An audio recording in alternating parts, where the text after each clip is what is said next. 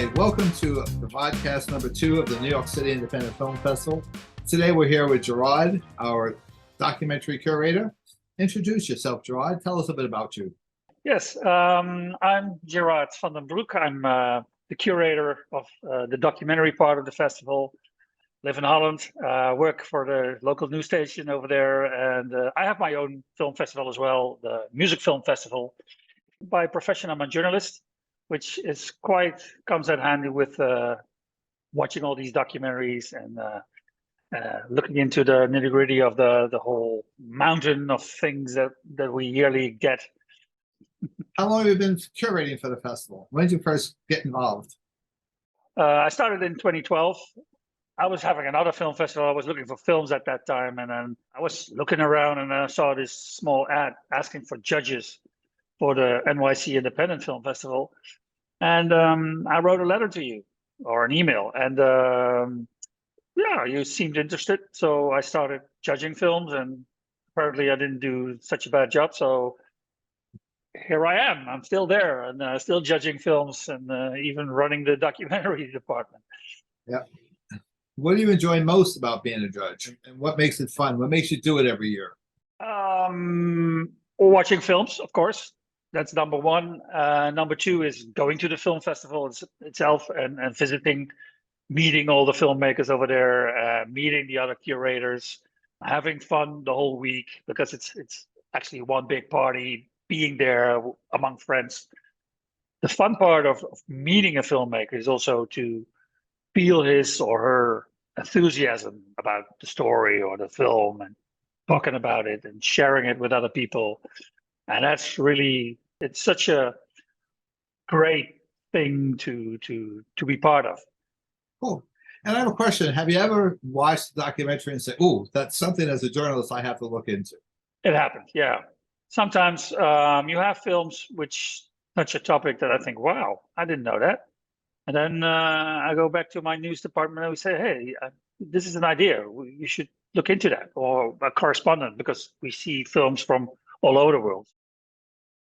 Is there something that when you start watching these films and you start reading the judges, is there like a certain criteria that you use? The technical quality is, of course, very important. I mean, is the camera work any good? Is the editing not too sloppy? Is the interview good? Is the main protagonist portrayed in the best way possible? And most importantly, the storytelling. I mean, is there a clear storyline, for instance? I mean, doesn't the filmmaker want to say or tell us too much? Sometimes the filmmaker has a lot of messages that he wants to throw at the audience, but I mean, in the end, as someone watching the film, you get lost. Of course, I mean, we have 300 submissions a year for the film festival, and we can place about 40 films. So yeah, you really have to use those criteria.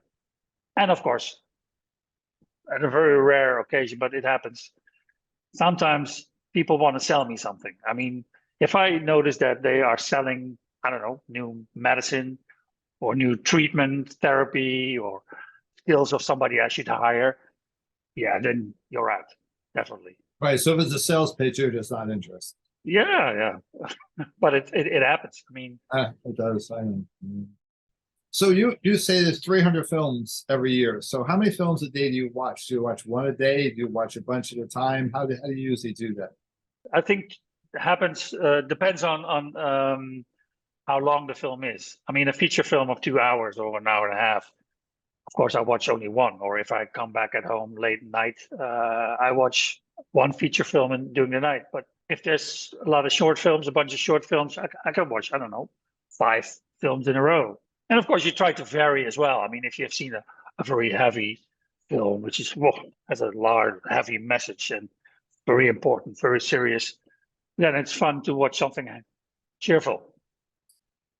Do you have suggestions for people who want to be indie filmmakers?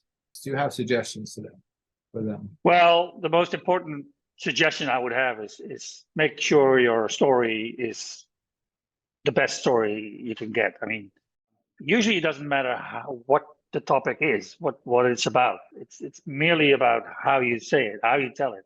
You have to really be catchy even in the first 10 minutes. Big movies always have this long introduction of a film and then start with the opening credits because they want to grab you and pull you into the film.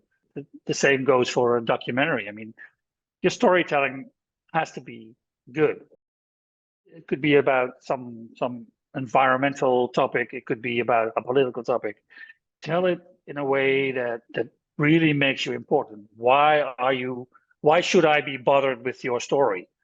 Well, make that important. That's the main thing. Any last words? I mean, that's basically it for my questions. Everybody should visit the film festival, the NYC Independent Film Festival. I mean, why go to New York or why live in New York if you don't want to know anything about what's happening over there? We have a lot of films about New York as well. New York topics. I don't know, about people living there, things happening over there, political, and it's also about other places in the world. Of course, it's really your window to the world, and come and see us. Come and see our films. We've got some great films this year. Yeah. Okay, great. Thank you, Gerard. See you in New York.